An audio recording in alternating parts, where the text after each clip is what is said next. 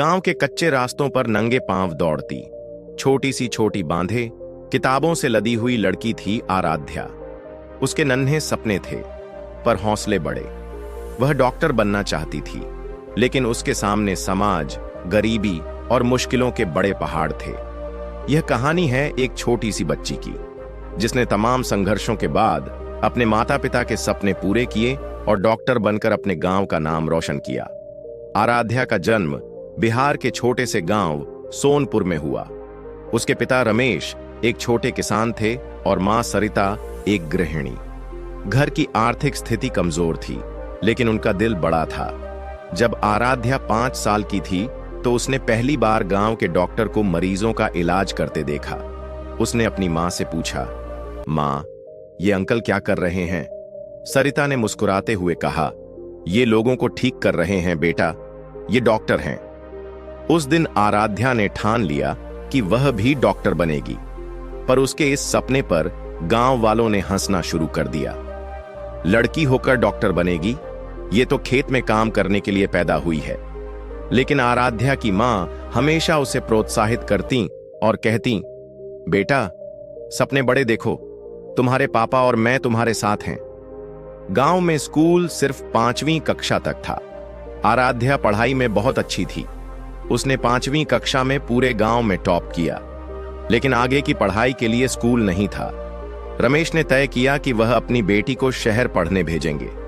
गांव के लोग कहने लगे, लड़की को पढ़ाकर क्या करेगा, इसे घर बैठा शादी करवा दे। लेकिन रमेश ने जवाब दिया, मेरी बेटी पढ़ेगी, वह डॉक्टर बनेगी। रमेश ने एक पुरानी साइकिल खरीदी और हर दिन सुबह आराध्या को 7 किलोमीटर दूर शहर के स्कूल में छोड़ने जाने लगे। शहर का स्कूल आराध्या के लिए नया अनुभव था। यहाँ बच्चे अच्छे कपड़े पहनते थे, महंगी किताबें लाते थे, लेकिन आराध्या के पास सिर्फ गांव से लाई हुई पुरानी किताबें थीं। कई बार बच्चे उसे चिढ़ाते, गांव की लड़की डॉक्टर बनेगी, मजाक मत कर। आराध्या चुपचाप ये सब सहती, लेकिन वह जानती थी कि उसे अपने माता पिता के सपने पूरे करने हैं। वह हर दिन स्कूल से लौटकर घंटों पढ़ाई करती। दोस्तों, वीडियो में आगे बढ़ने से पहले आपसे निवेदन करते हैं कि वीडियो को लाइक करके चैनल को सब्सक्राइब कर दें, क्योंकि वीडियो बनाने में बहुत अधिक समय लगता है। एक लाइक कर देंगे तो मोटिवेशन हमको मिलेगा। 10वीं की परीक्षा में आराध्या ने पूरे जिले में टॉप किया। अब उसे 12वीं के लिए और बड़े शहर जाना था, लेकिन पैसों की समस्या फिर सामने खड़ी हो गई। रमेश ने बेटी की पढ़ाई के लिए अपनी जमीन का एक टुकड़ा बेच दिया। उन्होंने कहा, जमीन फिर आ जाएगी, लेकिन मेरी बेटी का सपना अगर टूट गया तो मैं कभी खुश नहीं रह पाऊंगा। आराध्या ने यह देखा तो उसकी आंखों में आंसू आ गए। उसने खुद से वादा किया कि वह अपने पिता की मेहनत बेकार नहीं जाने देगी। 12वीं के बाद आराध्या को डॉक्टर बनने के लिए नीट की परीक्षा देनी थी, लेकिन कोचिंग के लिए पैसे नहीं थे। उसने YouTube से मुफ्त में पढ़ाई शुरू की। वह दिन रात मेहनत करती, सुबह 4 बजे उठकर पढ़ाई करती, दोपहर में छोटे बच्चों को ट्यूशन पढ़ाकर पैसे कमाती और फिर रात को फिर पढ़ाई में लग जाती। पहली बार में उसका चयन नहीं हुआ। वह पूरी रात रोई, लेकिन अगले ही दिन उसने फिर से तैयारी शुरू कर दी। दूसरी बार में उसने परीक्षा पास कर ली और मेडिकल कॉलेज में दाखिला ले लिया।